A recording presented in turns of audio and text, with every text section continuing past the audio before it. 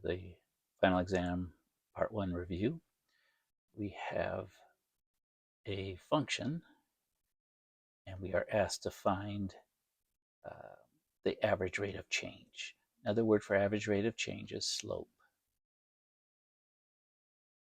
So we may think of the slope formula. Our slope usually we label as m. It's y2 minus y1 over x2 minus x1, which is great.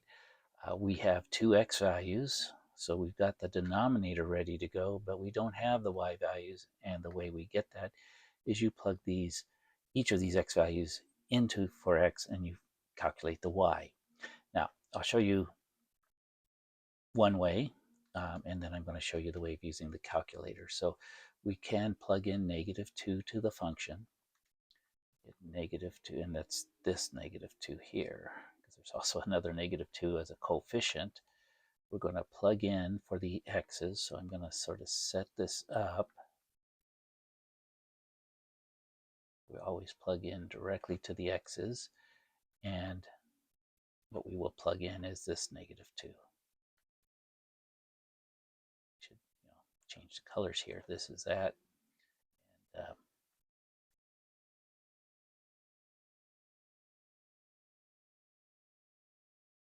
2 there. Okay, so kind of see where everything's coming from. Do the math on it and calculate it. Well, if you have your graphing calculator, notice Alex does not give it to us, so it won't be here for that, but we can go to y equals and we'll plug in this function. And the reason here is it minus 2x raised to the third is it's easy with these to get maybe incorrect answers, especially with this square. A lot of times squaring a negative, if you don't enter it correctly, you might get a negative there where you're actually going to get a positive, right?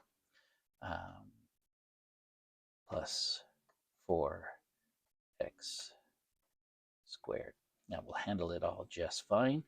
What we're going to do is we're going to go to the table. The table is a shifted graph, so we go second table. Oh, I'm way up here at 80 from something else I was doing. So I'm going to go to my table set.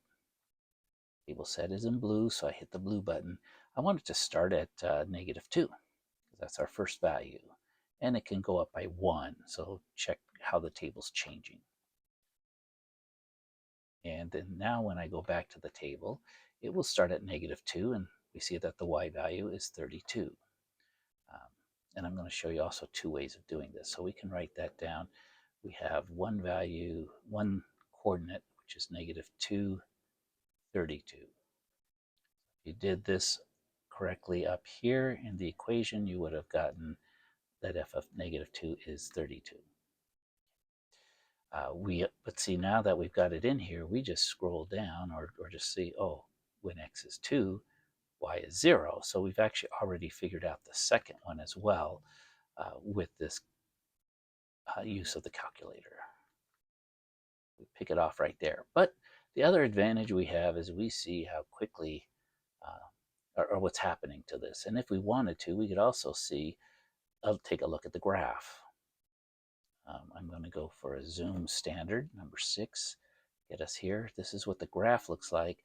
And remember, we're going from -2, which is up here at 32, down to this 2. So we're getting some kind of a line between these 2 points, right? By looking at this, I can see our line has to go down, so it's got to have a negative slope. If I don't have a negative slope, I know I'm wrong, but we also get this view of things, okay? So that's why I think it's better than just plugging in points into a function, into a formula, getting these two answers, getting these 2 points, and say, okay, I'm going forward. Now, yes, you could see it at -2 or 32, so we are coming down. You could say the same thing, but the visual is always helpful, I think.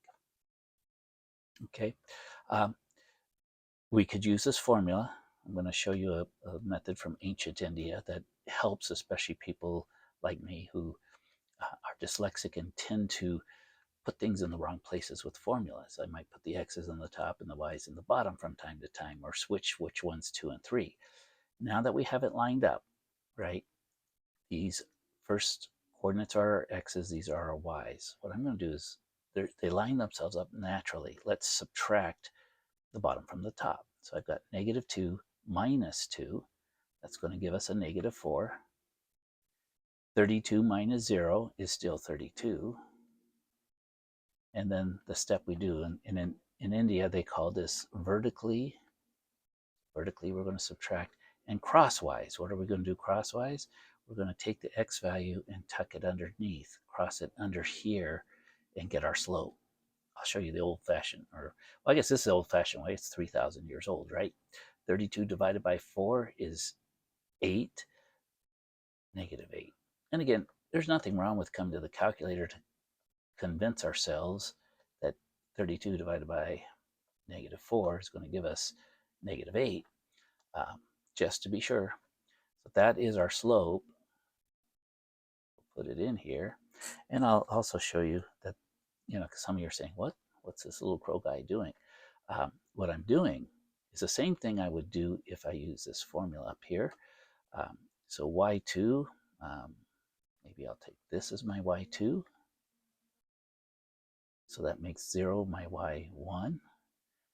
Since 32 is my y2, negative 2 has to be my x2. And then I'm subtracting 2. You'll see we get the same result. 32 minus 0 is 32. Negative 2, negative 2, that's negative 4. We ended up with the same end result, but this process of putting it into the formula may have been something that was difficult. Although for some of you, that might have been the easier way because you're just so used to doing it, and that's fine. Either way, use the slope formula or vertically and crosswise. Whichever works best for you. Either way, we've got our slope. Thank you.